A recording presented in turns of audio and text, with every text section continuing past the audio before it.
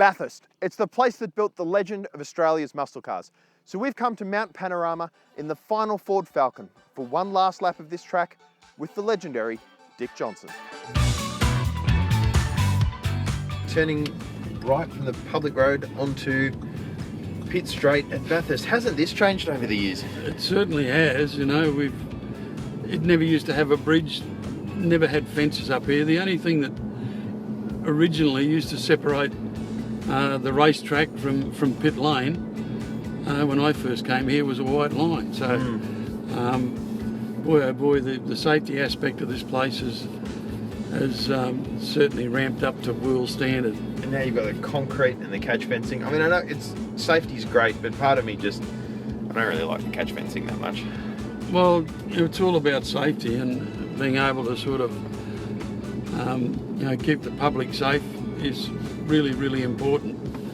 And this here is like Mountain Straight, and this is one of the places around Bathurst where you get an opportunity to have a bit of a relax, so to speak, as you come up. And it's sort of reasonably steep coming up Mountain Straight, and then you crest over the top, and then it goes downhill a little bit before turn 2. And we used to be called Anagol originally, but I think it's Griffin Bend or something now, I think. Yeah.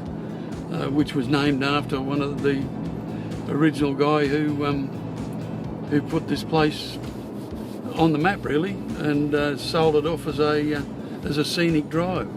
You really don't get a sense of the elevation at Bathurst on the telly. I mean, not at all. But going for a drive around here or for a walk around the circuit, as people are doing today, because it's a public road, it's open, you can come out for a jog or anything like that. But yeah, it really is quite steep. And you dare not speed, I can assure you. Oh no. And this is Griffin Bend, or turn 2, as we like to know it in the terms of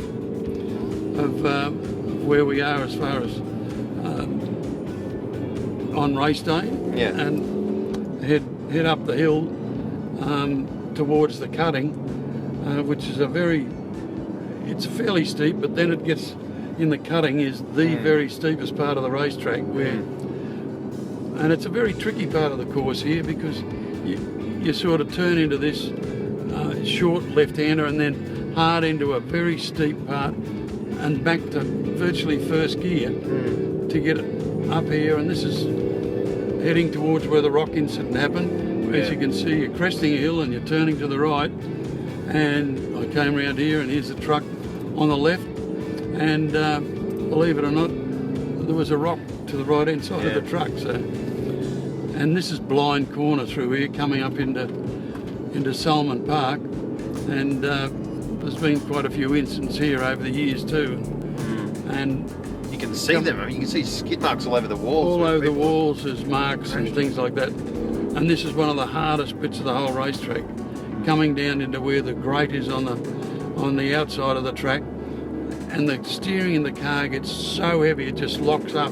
So you've got to make sure that you've set the car up properly to go into that particular part of the racetrack, because once you're in there you can't change line.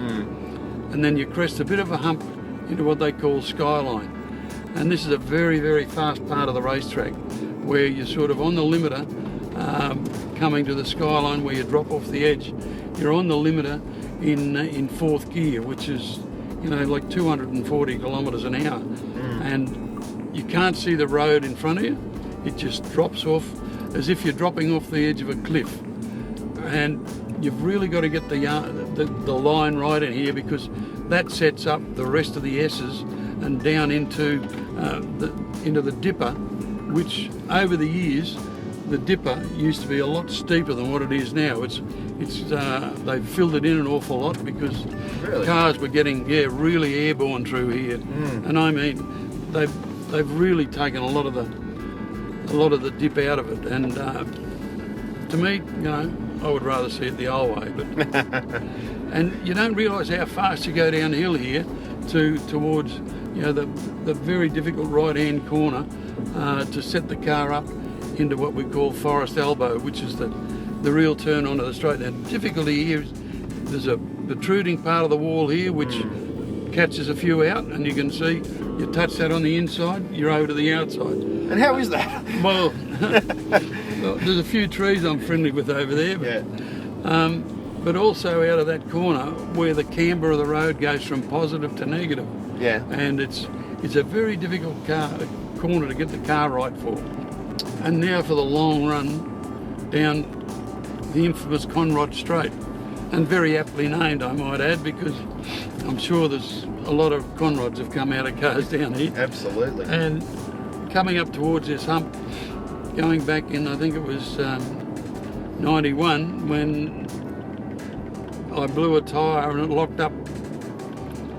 It locked up on the rear end, and I spun at around about 260 kilometres an hour and never touched a thing. I was steering it backwards down the road, which is not an easy thing to do. And then back in 94, I think it was, coming further down the hill here to what they call the Chase, which never used to be here, but since 85 it's been here. And as I turned into the Chase, while I was talking on television to Mike on Channel 7, the rear spoiler was broken and I got into a really wild spin. Unfortunately, I was able to pull out of it and continue on, and I was leading the race at the time and ended up coming sixth, but disappointing that I didn't get another win at Bathurst, which was only but it was a touring car event, which our cars were going extremely well, and I just love the place. Yeah, it's sensational, isn't it? And I love that it's retained a lot of its character, but it's become the circuit it deserves. You know, it's got a world-class hotel here, brilliant pit facilities. You know, Bathurst is it's grown up, but it's still retained its mongrel. You know, it certainly has, and not only that, but as you speak, they're doing work right now in preparation for October, and which is more upgrades of the racetrack itself. The 2016 Bathurst 1000 is on this Sunday, October 9.